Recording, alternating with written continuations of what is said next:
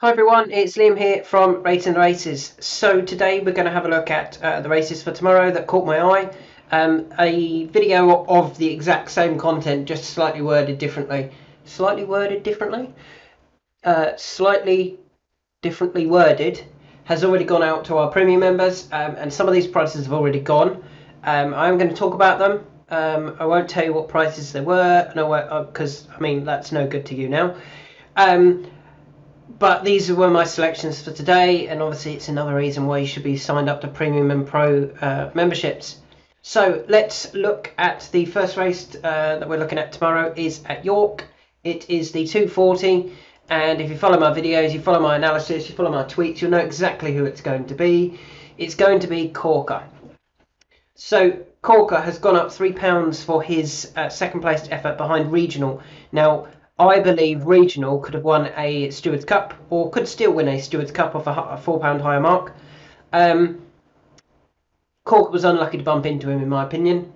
I think he beat Bedford Flyer comfortably enough.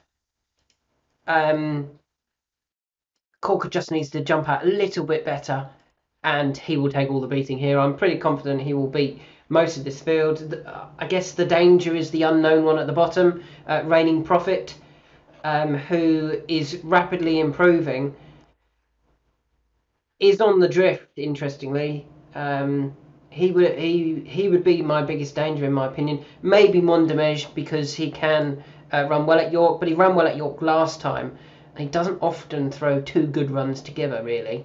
So I'd be a little bit concerned about Mondemege, but I'm hoping that Corker with Pierre-Louis Jamin, hopefully they'll tell him, jump out, push him, keep riding, don't give up. He will respond to you. He's 100 to 30, and I think he's the first one that we're going to be interested in. The next horse that we're going to look at is in the 5 o'clock, also at York, and that horse is Cruyff Turn. Again, he's another one from my analysis. Just going back to Cork, obviously I made this tweet back on May the 10th, and he's running in that race tomorrow now. Hopefully he can win that. And I said there's no feature handicap winner in the race that Corker runs in, so I was delighted to see him entered. But with Cruyff Turn, I highlighted him that he'd dropped £2 to 94. He wasn't beaten that far in 7th. And £2 will really help him. You know, another drop of £2. I thought he had a good chance last time. He wasn't beaten far back in 7th, only beaten 6 lengths. He probably just got a little bit tired late on. He shouldn't get as tired because it's 192 yards shorter. I think they'll go forward. I don't know who's going to take him on. I don't think there's going to be much against him.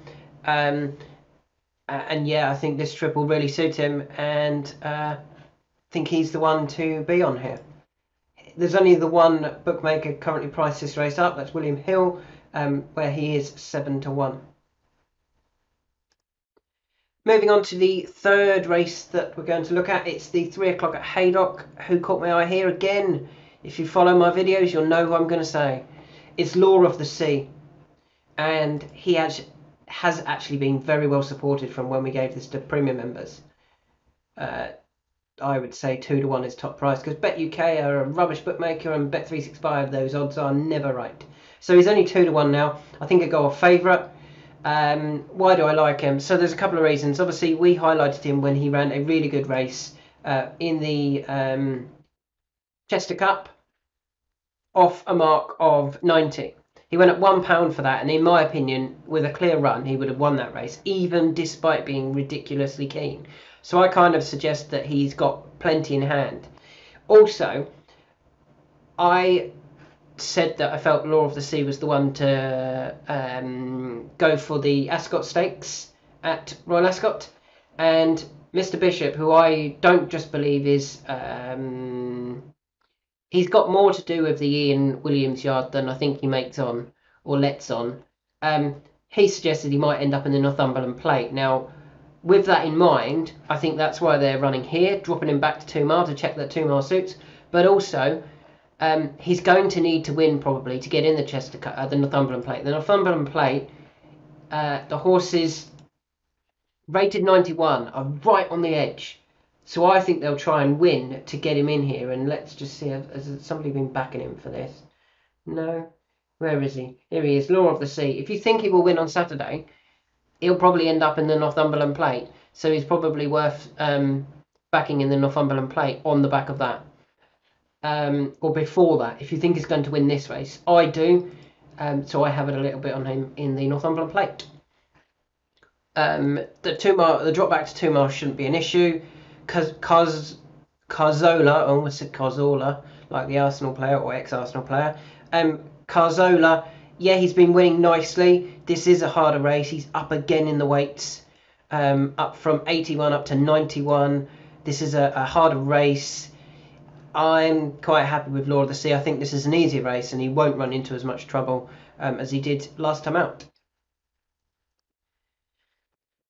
Moving on to the Sandy Lane, not a handicap, which is unusual for me. I'm very often focusing and targeting those handicaps. That noise is just saying I'm going to play tennis on Saturday. Who do I like in the Sandy Lane? Little Big Bear. I said in my video for Premium Pro members, I believe he'll go off odds on. He was a bigger price than what he is now. Why do I think he'll go off odds on? His form over 5 and 6 last year was really, really good. I mean, beating Persian Force by 7 lengths in the Keeneland was a huge effort. Comfortably beating Yosemite Valley at Curragh, comfortably winning, or only just getting up, sorry, to beat Rocket Rodney, but he was a bit of a monkey that day, and yet he still won Royal Ascot. I really like him. He's a proper sprinter. It was a little bit of a waste running him in the Guineas. He pulled way too hard and then weakened out of it. Did get a cut on his leg, and that was soft ground. Back on good to firm going, back over 6 furlongs. I think he's as good as his rating suggests. You know, his official rating has him at 124 with the next best at 114, and then the rest under that 109 or lower. And I can totally understand why he's shortening and getting shorter and shorter and shorter. I think he's by far the best sprinter in this race, and I expect him to go off odds on and win. The final horse I want to talk about, I think it's the final one, is in the 205 at Goodwood, and I made a tweet last year. This one here.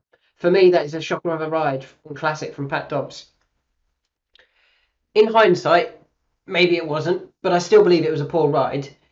But maybe he's also bumped into a really smart horse. So he was narrowly beat that day, over 7 at Goodwood, by the Foxes, who's obviously gone on to win a Dante. He's like 5th or 6th, a 4th or 5th favourite now for the Derby. Classic's now running in a handicap. And I think, back over 7, back at Goodwood, I fully expect him to go really close. And he's a bigger price than I thought he would be. He is 11s.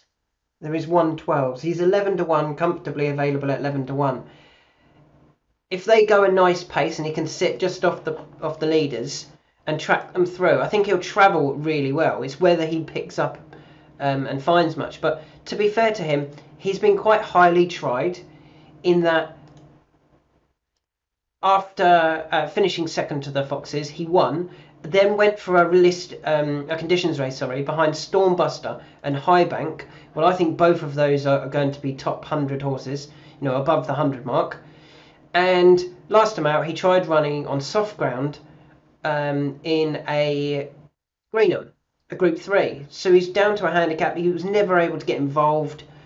It was quite a strong race anyway. It was a Group 3. It wasn't a handicap. He's back in a handicap off his proper mark in 91. And I fully expect him to run a really big race here.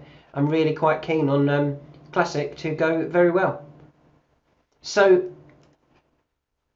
he is 11 to 1, as I said. So they are my 5. I am on Corker in the first at York. If he gets out well, he wins. If he gets out not great, he can still win as long as Pierre-Louis Jamin really gets after him. Cruyff Turn, I think the drop back in treble just slightly will really suit him.